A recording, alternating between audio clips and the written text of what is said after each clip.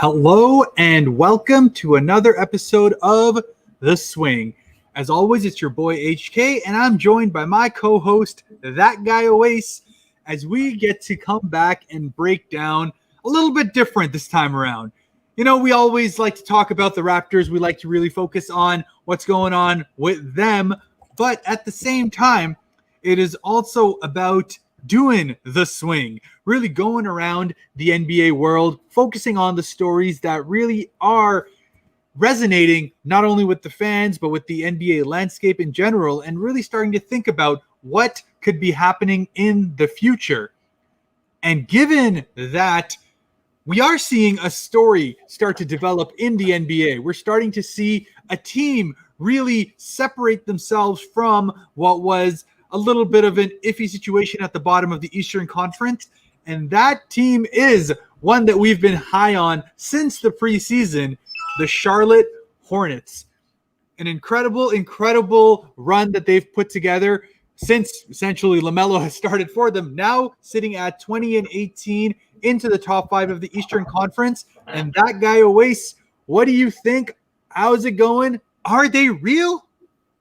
My friend, we've been talking about Charlotte from the beginning, and one thing we mentioned, and we have it in a previous podcast, is that this team is very real. They have shown inconsistencies in the past, but when you bring in a already established player to some degree, you can say LaMelo Ball came in as an adult. He didn't come in as a college player or anything like that. He played with Aussies, and he really, really understood the game at a high level. Then on top of that, we talked about leadership.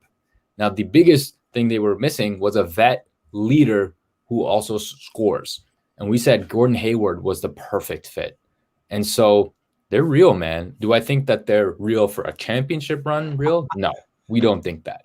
However, dude, this team is so exciting to watch, man. For the future of basketball, if you look at a team like Charlotte, and you see the pieces that they have, it's an exciting product. And their commentators are fantastic, man. I don't know if you guys have ever watched, but how crazy they go and how entertaining they are. And so, you know, it's a long time coming. I know you want to talk about MJ being a GM over the years, but before we get into that, let's talk about, I guess, Thrive Fantasy. Absolutely. We talk about if the Hornets are real, but you know what is real? The opportunity for you to win real money on a daily basis with Thrive Fantasy. If you sign up using the promo code SWING, SWING, on thrivefantasy.com, on your first deposit up to $50, you will get your deposit matched 100%. So very simple. You go on Thrive Fantasy, you join up any of the daily contests. There's NBA, there's NFL, there's even esports. And you have the opportunity to pick out of a list of 15, 20 different players. And it's simple. You pick whether they're over, whether they're under, on whichever stat that specific player is being talked about. So is LeBron going to score 28 points on a night? If you think it's over, you go ahead and select that and you get some points for it. And if you happen to place in the top 10% at the end of that contest, you will win absolutely legit money. So Thrive Fantasy, sign up and prop up today. Do you know what the really crazy thing about that whole Thrive Fantasy thing is? I just took in that they also do LCS, which is the League of Legends league in North America. And so if you guys are into that, like I am, definitely check it out. It's really cool. Anyway, it's pretty crazy. They have all these different things. So definitely check it out. But that being said, apart from us checking it out, we are also going to be joined by a guest to be able to really break this down further. Those who have followed us on Tuesdays know that from the MLSC representing the TFC2, Uncle Rico is going to be coming in, joining us. And here he is when we get to talk about exactly what the Charlotte Hornets have been doing. Uncle Rico, I know you watch tons and tons of basketball. You can appreciate when a team is doing something special. Just how special have these Hornets been in the last little while? Well, I see. I love the little side note where you said TFC and then a pause and then two. I know. Yeah, I love that. Shout out to my farm team, okay? That's a squad and a half right there. Listen, Charlotte's it's like scary, I think is the word. You have six players in averaging double digits right now. Two players, you might as well say 8 because Cody Zeller's averaging 0.8, Miles Bridges is averaging 9.6. When you have nearly 8 players in double digits, you're clearly doing something right offensively. Oh, yeah. They're second in the league in assists. They're tied for second league in assists. Their defensive rating, middle of the pack, but offensively, this is a wow factor team. Everyone is clicking right now. Clearly, LaMelo in the starting lineup is working. It's a team that, come playoff time, definitely a dark horse team. Could they be a Cinderella story? Yeah, I could see that for sure out in the East. I think the one thing that's going against them is playoff experience on that team. You do have a few guys who have that experience, but for the younger guys, you really just don't know. Like you have Terry Rozier, you have Gordon Hayward, and those guys definitely have that playoff prowess. But, for the younger guys, will they be able to match up in this environment? With no fans, with no fans, and if that doesn't change much, it's anyone's ball game. I really don't think we're going to a full capacity crowd anytime soon. So when you have no fans, Phoenix nearly did it last year, making playoffs, making noise. Yep. So with no fans, I think anything can happen. I really see this team down the stretch for the last part of the season. It's a tough schedule, but I think this is going to be a shocker team. Yeah, and look, we've talked about in the past how the Raptors, when everything was going badly, when everything was going off, you had the trade at the end of the start of the 2013-14 season that helped kind of change everything around, change the culture around, and in many ways that kick-started everything else that we saw from it. It's like a base that was built on team basketball, on almost a never say die attitude, and just this extreme confidence that you're getting from especially the backcourt, which is what we had, and now you're seeing it with the Hornets. And I'm starting to see a lot of parallels between not only that capability of bouncing on any team on any given night, that capability to be able to turn a game around, especially when they're down. And if we look back at how the Hornets have won 5 of their last 6 games, they have gone in trailing into the fourth quarter for 3 of those games. It's just one of those things where they have put together so many of these runs in the fourth, and it's come on the back of 2 of the guys you just mentioned, Rico. Terry Rozier, who, by the way, was signed onto a contract coming off of the Kemba Walker trade. It was like one of those where they didn't really have much of a choice. It was like, what else are we going to do with Kemba? Kemba's going to leave. What can we get back? Terry Rozier felt like it was scraps coming back. 3-year, $60 million deal. Wasn't an overpay, but he has been absolutely lights out. That guy Owais loves talking about that spurtability factor. Terry Rozier is bringing that spurtability. Yeah, absolutely. One thing about Terry Rozier, he dominated in that playoffs when he was on Boston, where Kyrie was gone. Someone had to step up. And so that attitude is developed. And you see it a lot in the Boston boys with Tatum and, Jaylen Brown and stuff like that. But it was Terry Rozier that really carried that load. And so, over, not being able to play in Boston, got traded over to Charlotte or signed by Charlotte, and then having that central role, but not really understanding the dynamics of how this team's being, how this team was. And again, the experience that team had at the time wasn't that great, but he also had to create his own identity as well and kind of understand, I did it before, I need to do it again. How am I going to do it again? And so that how has infinitely gotten better this season. Why? Because he has so many other options that open the floor up for him to do whatever the hell he wants to do. Okay. You talk about LaMelo Ball, a lot of those guys, before, such as Devonte Graham, kind of undersized guard, and is more like, I'm going to chuck as many threes as I can today.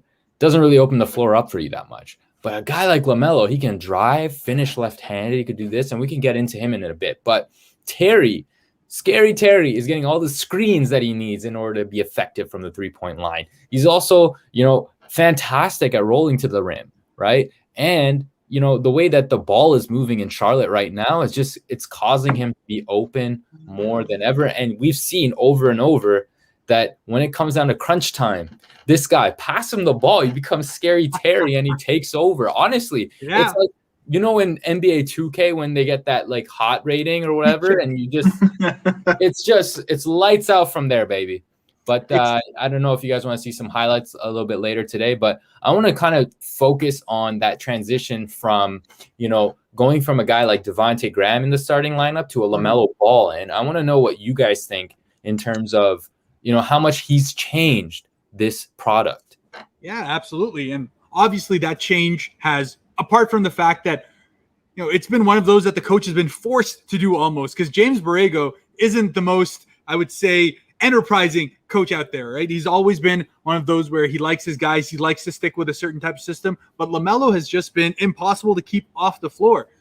And outside of that, I do want to go back to Terry Rozier, because one of the biggest question marks to Terry Rozier's game was that inconsistent outside shooting that he had with Boston. That was a big problem, you know, down the stretch. His slash game was always strong. His capability to essentially find himself into those little weaving spots and get himself going there was there. But there were so many instances back when he played on Boston where he would just be bricking three after three after three and just shooting teams out of games. On the other hand, since he's come on to Charlotte, it's just been rejuvenated. He is now shooting 42% from three since he's joined the Charlotte Hornets, and now 43% from this year, which has been, you know, absolutely a revelation as far as Scary Terry is concerned. So, I mean, I'm going to talk to Rico over here, because there are so many potential ways that the Hornets can beat you. What does Terry Rozier mean as far as the Hornets is concerned? Well, you look at his three-point stats, and it's clearly improved since he's left Boston, but you also have to take into consideration he's shooting 48% from the field as well. So clearly his mid-range game has developed in a way that he couldn't develop in Boston. And my analogy is there's too many cooks in the kitchen when it comes to Boston. Absolutely. When he was there even when Gordon was there, healthy, when you have Jalen, when you have Jason Tatum, and there's a few other guys you could put in the mix with that. Even Marcus Smart sometimes would like to shoot. You really have to take into consideration, okay, how many people are we talking about here that want the rock and want to finish? Mm-hmm. With Terry in Charlotte now, he can become that man where I kind of compare it to a Kyle Lowry leaving Houston Rockets coming to the Raptors. Where in the time in Houston, Kyle, it really just didn't work out. There were too many cooks in the kitchen in Houston. Comes to Toronto, and now he's like, oh, okay, me and DeMar can be the man here. So it's kind of the same with Terry and LaMelo, or Terry and Hayward. Mm-hmm. There's a mix and match of a lot here. I really think he's added a different element to Charlotte's game, where you have guys that are now confident to shoot from three. They don't like Terry sometimes in Boston would have to be like, okay, am I taking this or am I passing it off? You kind of felt like he was really indecisive. Now with Charlotte, clearly doesn't seem like the same. He's really every game after game constantly improving, constantly becoming more confident from three. And I really think that's a difference maker for Charlotte right now, is he has that ability not just to shoot from three, but he also has developed that mid-range game that he could use a lot too, because he realizes I've got other three-point shooters on this team that can do it. So He's got other weapons at his arsenal now that he never had in Boston. Right. And you take a look at a team like Boston when he was on there. You look at a guy like Jason Tatum. He's not necessarily going to be the guy who's going to pass the ball up when he has the ball in the post, right? He's definitely going to try to shoot those difficult shots. You've seen Jaylen Brown. Of course, he's improved drastically this season. But very similar situation. He has the ball. He's going to try to shoot it, right? So Terry didn't have an identity there anymore. And he thought he would have one coming out of that season where they made that run in the playoffs. But it was clear who they would go for. Now, over here in this situation, you have more guys looking to pass the ball than they are to shoot the ball. And you're already a guy who loves to shoot the ball. It's a perfect situation, right? And so, you look at a guy like LaMelo. LaMelo doesn't even have to shoot in order for him to be effective in the game, right? And the only two guys that I know that are elite scorers in that team are Terry and Hayward. So it's just such a great fit. And I'm just happy for him, to be honest, because he was getting talked down upon for the last 3 years. And what a time. What a time. No doubt. And look, Terry Rozier has always been one of those guys that, first of all, I was never a fan of going in. I thought that deal was 100% yet another one of MJ's famous, you're dying, you're going to screw it up yet again.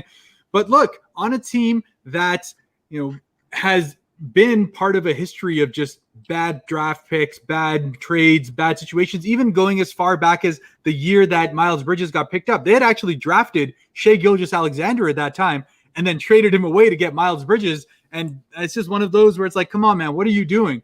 But in these last couple of years, and this is where we start to talk about, them getting much better as an organization, just this capability of that focus of going back to develop these guys that are there. LaMelo Ball obviously being the most recent of that, but more so than that, even PJ Washington coming through, right? Gets an opportunity right off the bat to be that confident starter there for them, and he's repaying them in spades. Miles Bridges still coming around, but he has already shown his capability to be an incredibly effective two-way guy. One of those guys that always has a sneaky highlight every night on either just nasty dunk or nasty block. It's just one of those things. But my question is, and this is kind of an open one out there, because Terry Rozier was signed on to a 3-year deal when he came on to the Charlotte Hornets. 3 years, $60 million, has one more year left on this deal. And Rico was talking about Boston having that situation earlier of too many cooks in the kitchen. And obviously at this moment, it's working just fine as far as Charlotte's concerned, whether it be between Rozier, Devonte Graham, LaMelo Ball now. But then there's also the Malik Monk problem. And my question here comes because we've just gotten reports that there are teams like the LA Clippers that are making strong pushes to be able to try to get a Terry Rozier on their roster. Where do you guys see a situation? Should Charlotte be looking into that situation? Because as far as I'm concerned, Devonte Graham, even though he has the holes to his game, this is a guy who put up 18 points a game last year, was in the running for most improved player, was absolutely on fire from three for the vast majority of the first 80% of the season, and then just really dropped off. But he's on a $2 million a year deal that they still have one more year to make a decision on. And we've seen that there's holes in the Charlotte Hornets roster otherwise, whether it be in the front court, whether it be on parts of the bench. So what do you guys think? And I'm going to start with you, Owais. Where do you guys think that the Charlotte Hornets should be looking to moving forward as far as building from the base they've made now?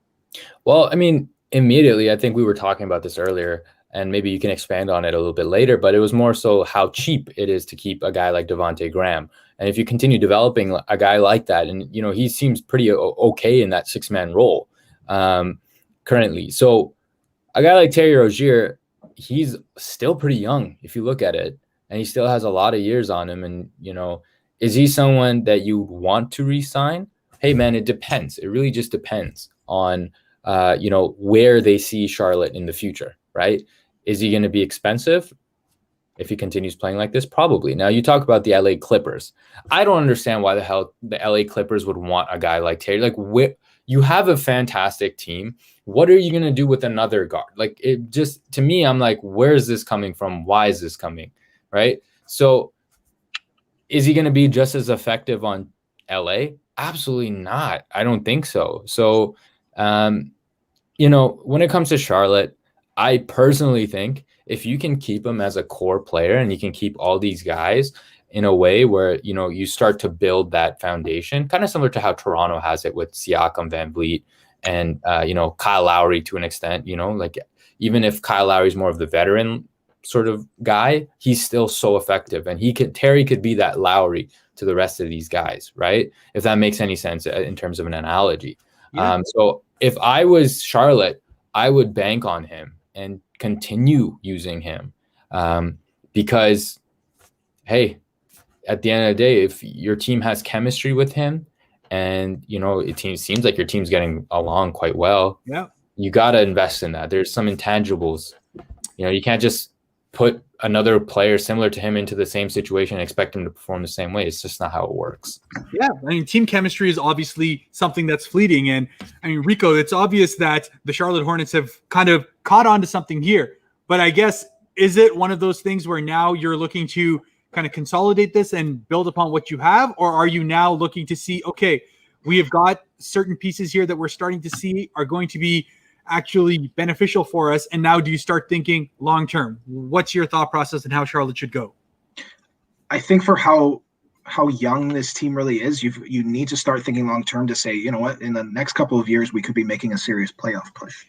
And I think what needs to happen is, for me, looking at the Charlotte roster, I think the I think the front court of the center position, really, I know the center position is kind of dying, but if you look at a guy like Richards and Biyombo, who those are your centers that you're looking at, I really would start to make a push here to see, okay, how can we really start to identify if we want to make a push this year or next year on a big man.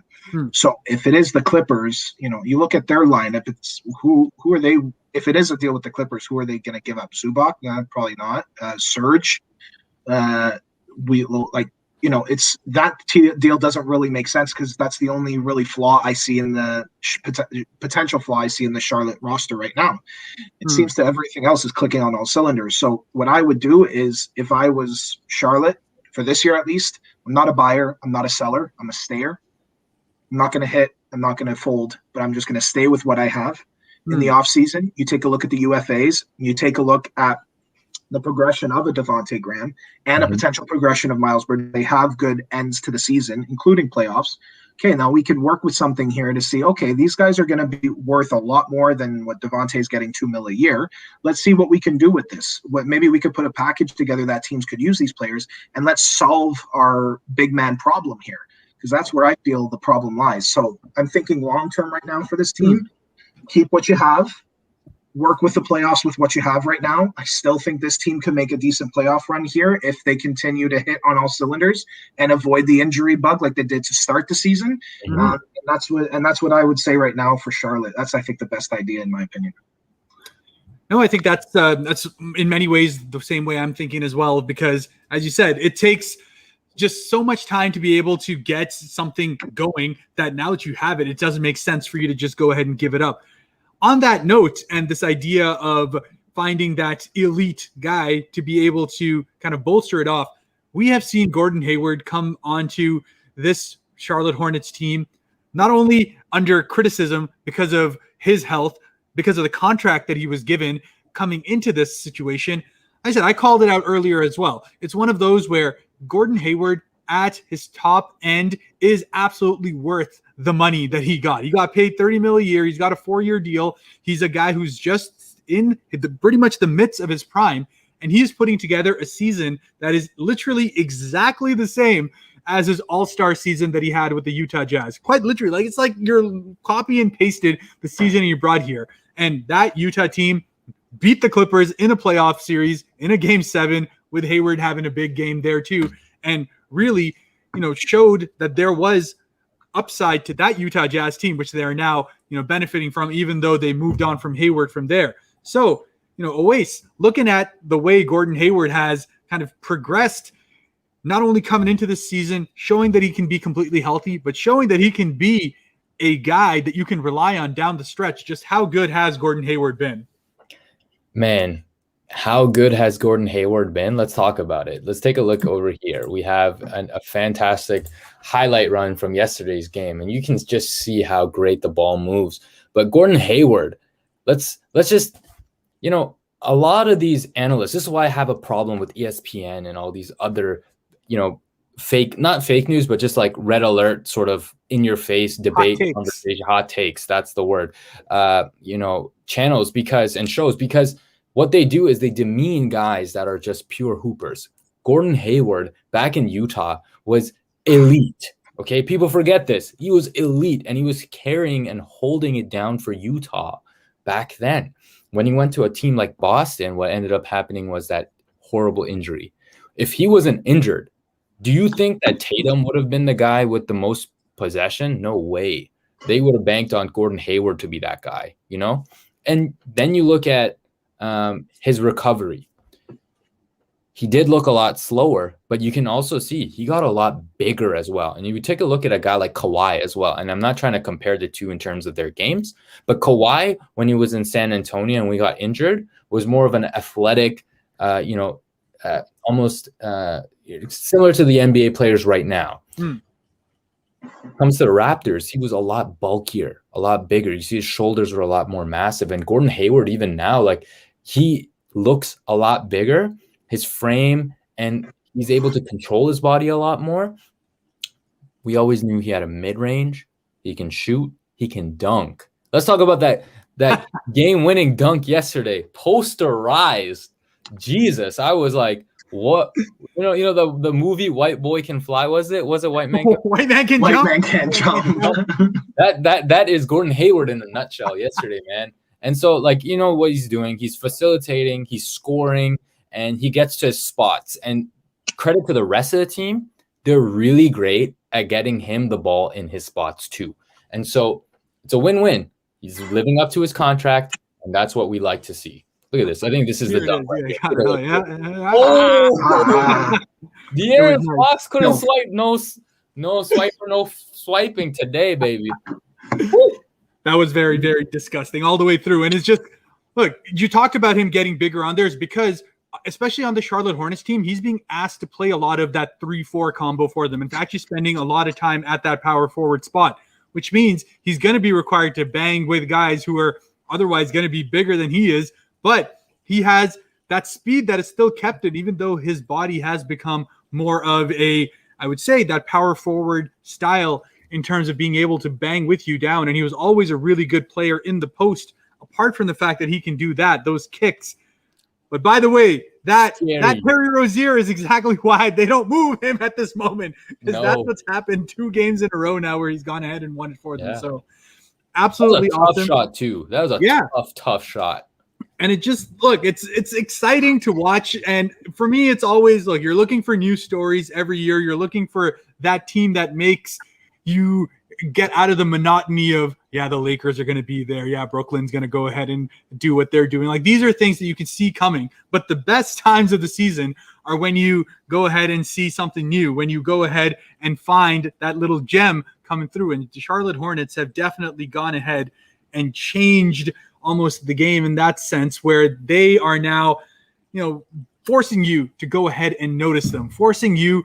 The announcers are forcing you to go ahead and notice. Can we take a little bit of time to just hear the commentary? Can we do that? Can we just take a little snippet from these highlights and just hear the commentary for this? Can we please? Is that allowed? Go for it, man. Go for it. Try it out. Let's see. All right, you gotta put it up. Okay, hold up. We're gonna go back to that dunk. Oh, can you guys hear? Oh, one sec.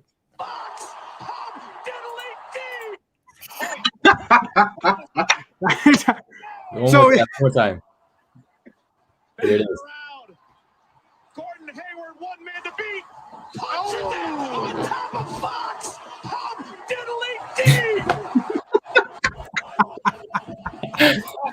This is one of those things. This guy's creative, man. I gotta give it to him. It's been what was it? I would put it next to like the Reverend who's getting hyped but still needs to keep things PG, right? So he's just going ahead. How do you do Miracle after midnight?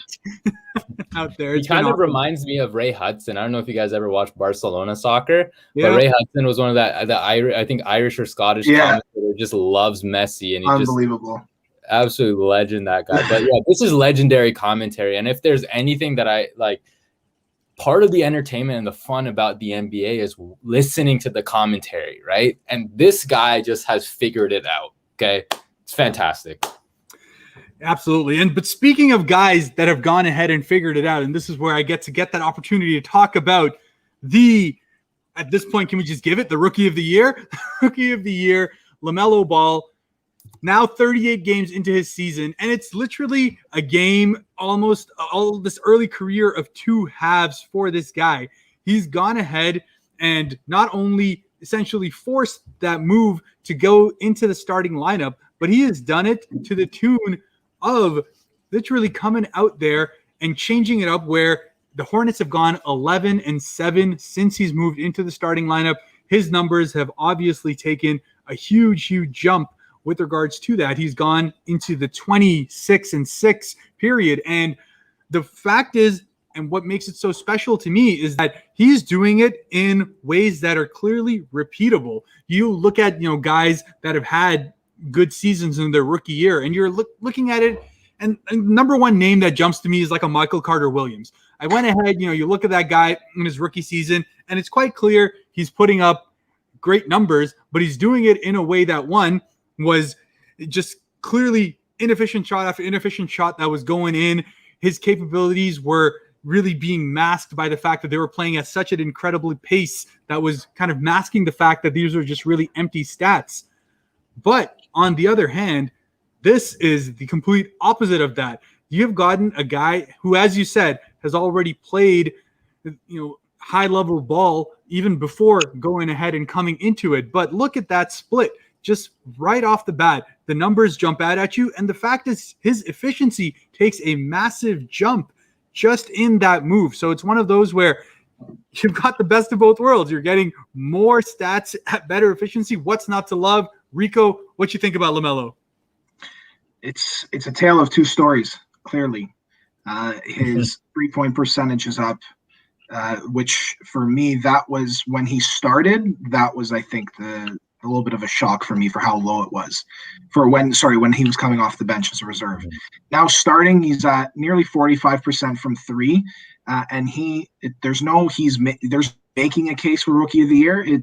He is the undisputed rookie of the year.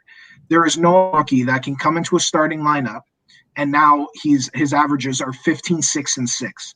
Very rare to find that jumping into a starting lineup right away. It's very hard to find. Clearly, like I said last week, it's quite clear that playing with grown men when he did, it's paying off. It's clearly working. I think college was, for some it's great, but for others, for their skill level, sometimes it doesn't work. Clearly right now he is well ahead of his age, and you're looking at stats here: 46 from the field, 44% from three. There's really not much that you can say is really negative, honestly. If you look at it, his assists are up by a half.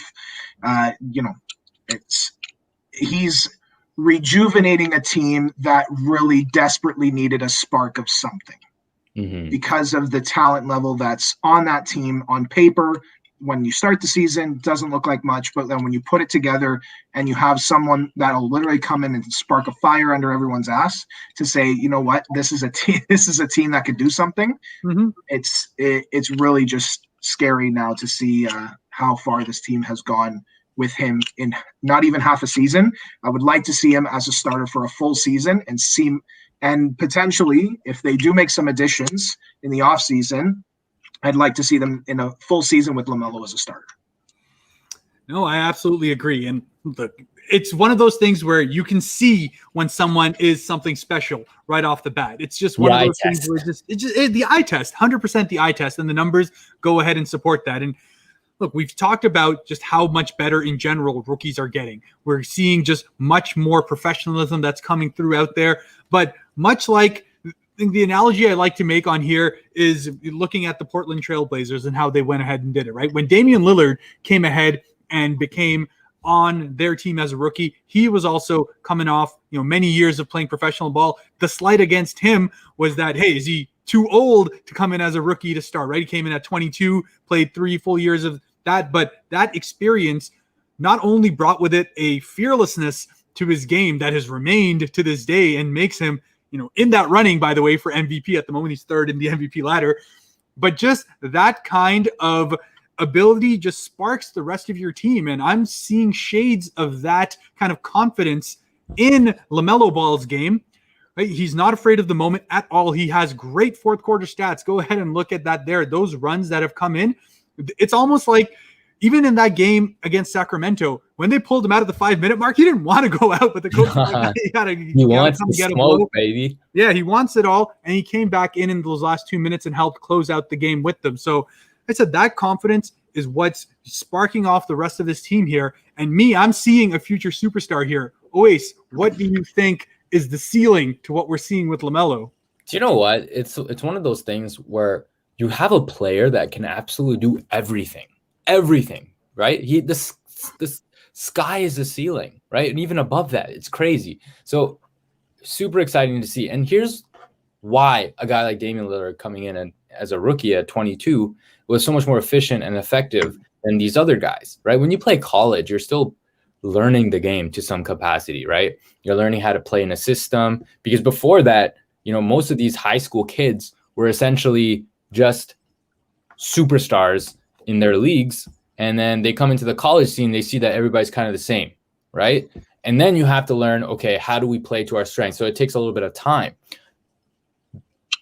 College bodies, mind you, they're getting better, but a man's body versus a college kid's body is infinitely different. The IQ with men versus, guys still learning the game is infinitely different. So even, this actually reminds me more of Luka Doncic, right? He was playing in the Euro League it was the Spanish league, I believe, for so long. And that is, if anything, in my opinion, the second best league outside of the NBA, right? So what happens is you learn and you're physically beaten the way that you would be kind of in the NBA, not at the same level because, of course, the bodies are completely different, but the fundamentals you learn. And I think that's and Australia, for example, those guys are huge, right? These are big blokes, So what ends up happening is LaMelo has to learn how to adjust to that style of game as well. So now he comes into the league, he's translating that so well.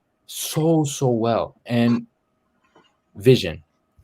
This is something that I always say it's not taught. It's hard to be taught. This guy has natural court vision. He's able to see things happen before they happen and find the open guy almost every single time. Mind you, sometimes he gets a little too flashy and that's fine. But that's, over time that will even develop into a more disciplined sort of game. But one thing that I will say about LaMelo that I absolutely love is the way that he's able to penetrate, right? The slashing and the floaters. He has this floater that he can kind of throw up from the free throw line, which is insane, right? Because he has that length. Who's going to guard that? Most guards in this league, can't match his length. So from the free throw line, it's kind of like a mid-range shot. But also, he is so effective with his left hand, and his body control at this young age is so good. So when he goes and slashes and has to take contact, he's able to get it up. Yeah, exactly. Flamenco dancing up in there and then just still finish. It's kind of crazy. Yeah, he even had this really nasty floater that he just does it. It looks so like it has no chance of going in, but he hits it 9 out of 10 times, and it's like this way off floater we're going towards the basket, and it's like floating above his head and then goes in. So it's like, what the hell, man? Yeah, but then also look at his footwork, right? Where is he taking off from? Some of the angles he's taking off from, and sometimes it's the off foot, and he's still making those floaters and those shots. It's just so it's brilliant to see, and the sky's the limit for this guy. So I really hope Charlotte finds a way to continue the success with him and really find a home for him here, because based off of some of the reports I've heard, after his however many seasons with Charlotte, he's just going to go to a bigger market team. But I really think this could be huge if they can keep a guy like LaMelo. Absolutely. And speaking of staying on that course, because now the Charlotte Hornets, having won 5 of their last 6 games and swept their 3-game homestand, now are going to be going to the toughest part of their schedule. They've got a 5-game Western Conference road trip coming up, including 2 back-to-backs, the first of which being where they go up against the Nuggets and then the Lakers right after, and then they'll have the trifecta of the Clippers, Spurs, and the Rockets. So just a test among tests definitely coming up to them. And we'll talk to Rico here, given the fact that their schedule is actually set to be quite a bit easier once they get past this Western Conference road trip. How do you think they'll go ahead and fare given some of those teams they're going to be up against? I have to make a retraction on one thing when it comes to Charlotte, and one potential move that could answer that question of how they'll do. There's rumors right now that they're one of the front runners for Miles Turner. Oh, no way. So as of right now, it looks like it's Charlotte, the Lakers. I think the Nets are in there for some reason, as if Blake Griffin was enough. They'll be everywhere, man. Don't mean anything. But if they can make a push for a Miles Turner, and they give off some of the a couple of those pieces that they can, they can use as trade bait right now. Right. I really think that this schedule is not going to be an issue for them. Because when you add a guy like Miles Turner in, you could play him as a center if you wanted to. He can shoot the 3. He'll get you blocks upon blocks per game. Yeah. Then I think they fare quite well with the remaining schedule that they have, even including the tough one that they have coming up. They don't know if they're not able to, and they just say, let's keep the course. Yes, it's going to be a difficult, for next, we'll say 6-7 games for them. But I think the way that they're clicking right now, and calling them the cardiac kids for coming from behind for so many games, I really think they can. I think they can fare pretty well. I don't know. Can they keep the top 4? Well, it just really depends on remaining teams that are fighting for that 4th spot, right? If you're taking a look at the other teams like a Boston, like a Miami, we'll go even as far down as New York, Indiana, Toronto, who potentially could make a move once they get healthy. I really think that this could be a team that, with their schedule the way that it is, I definitely think they can potentially avoid that 6 through 10 playoff. And even we could see them finish 4th or 5th. Like I said last week, we could definitely see a 4-5 matchup with Charlotte being there facing one of the top 4 teams. It really all depends on a few things. One, do they make a big swing for Turner? And that could potentially be long-term as well, to try and keep LaMelo, to say, hey, we're getting you some help rebounding wise, and we're getting you some help to get you someone in the post you can feed it to once in a while. And honestly, I think number 2, I just feel like their team's just very, very strong right now with what they have. So I could really see that number 5 matchup working. And if the injuries was the other thing I was going to mention. If they can stay away from becoming Band-Aids, especially with Gordon Hayward, then I think we could see some magic here. But those are the 2 things: Turner move and injuries, and I think they could make a very good push and finish the season pretty strong. Yeah, no doubt. And look, injury bug has been affecting everyone as far as the league is concerned. Hornets have actually been pretty blessed as far as the season's concerned to not have really long-term injuries. They've had kind of the small ones here and there. Cody Zeller, I believe, was their longest one, and that was even about 3 weeks. So definitely been a good situation for them, and that's been big in terms of building up their chemistry. But as you said, the Miles Turner thing has been out there. He's been on the trade block for the last 2-3 years. Each time they've kind of thought about moving him, didn't get a deal they liked, or decided that, we'll stay the course and go with it. And Indiana is in their own kind of situation because they're just getting Karis LeVert back as well, just came back to his first game. They probably want to see how things go, and the trade deadline is about 9 days away. So they're not in any rush, I'd say, or being forced from the outside to go ahead and do it, but definitely a potential move that could do a lot for them. On the point of moves, though, and this is a question we got earlier in the podcast that I wanted to wait until now. And we're seeing a lot more of this, right? This idea of these teams that are going around and getting players that are being bought out. And especially with the COVID season and the way they've kind of changed around some of the regulations, 2-way players, for instance, are automatically playoff eligible. They've taken away a lot of the potential kind of pitfalls of these guys going ahead and trying to get themselves bought out so that they can be part of the contenders. Owais, do you think this is a problem, or is this something that's just kind of part and parcel of vets just trying to get themselves a ring before things end? I think it's pretty much that, really. I mean, it comes down to it. There's teams that are always going to need some extra piece, some added experience, or just a bucket when you need it. And especially considering how the times are right now, and with the injuries and the amount of injuries that are happening, you need that extra bit. Like if you can pick up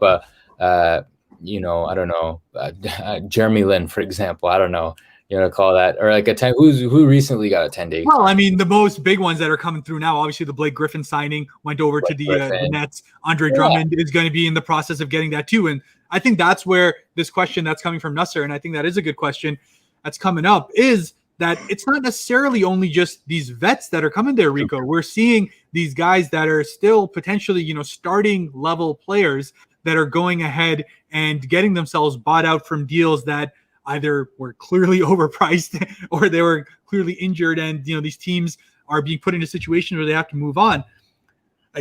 If for Drummond, for instance, if Drummond goes ahead and goes onto a minimum deal with the LA Lakers, is that not something that is a bit, I guess, annoying for these other teams that are trying to build themselves organically? Yeah, I think this buying out process has just come into the league. Like, it's been around for a while, but really the use of buying out players, you probably have seen in maybe the last 3, 4, 5 seasons. I really haven't seen it before that. Honestly, maybe a little bit more, but I really haven't seen buying out players. I've seen trading for stars and getting pieces in return. That's what I'm used to. And that's a part of an organic process. But the buying out process, yeah, I'm not a big fan. Really just, for a player like a Drummond, who's in a tough situation and has been in the league for a while, I guess you give him a pass, but other teams, other players that are, requesting for this, and I don't know, it kind of just, I don't want to say the word sellout, but I just feel like maybe that's the path you're going on. You're selling out to get a playerman just to get a ring with a team. You don't want to, for me at least, I would say it depends on the situation of the team you're currently playing with. I would say that is a big thing. So does buying out make sense in general? For me, not really. But your situation with a team, like an Andre Drummond with Cleveland or a Blake Griffin with Detroit, Detroit really hasn't, they've given him 2-3 seasons with Detroit right now, and nothing has really happened. They haven't been making big moves. Dwayne Casey really hasn't built anything strong with that team. So I could kind of understand that. But aside from that, I just feel like it's kind of counterproductive to teams trying to just find players for a ring, where you have other teams that organically find solid players in the draft or trade at the right times for players, give some players up. That's what I'm used to. I don't know if this buying out thing really, for me, doesn't seems to work. I think the NBA should be doing something to alleviate this situation, to avoid this kind of not just super team, but super team. Super team. I really think the league should have to do something about that. No, it's definitely something that's been a conversation for a while. Last year we saw it with the Lakers as well, and again with Detroit, it was a Markieff Morris that they went ahead and did that buyout with late in the season to help get them bolstered in on as far as the Lakers front court was concerned. So these kind of things happen.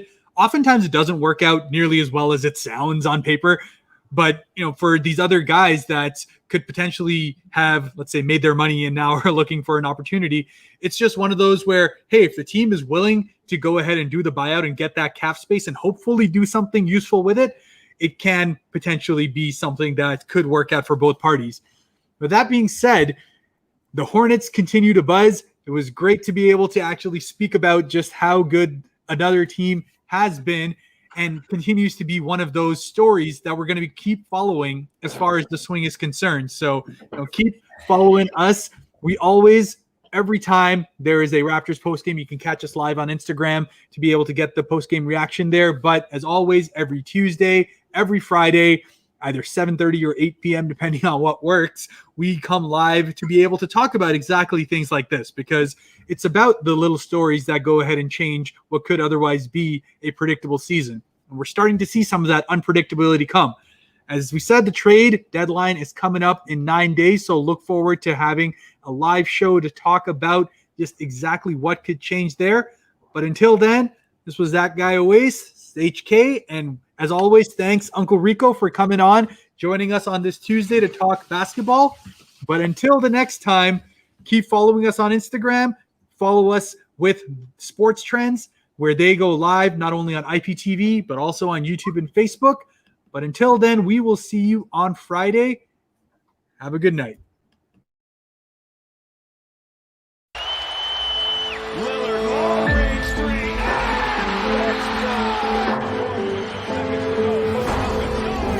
Defended by Simmons. Is this the trigger?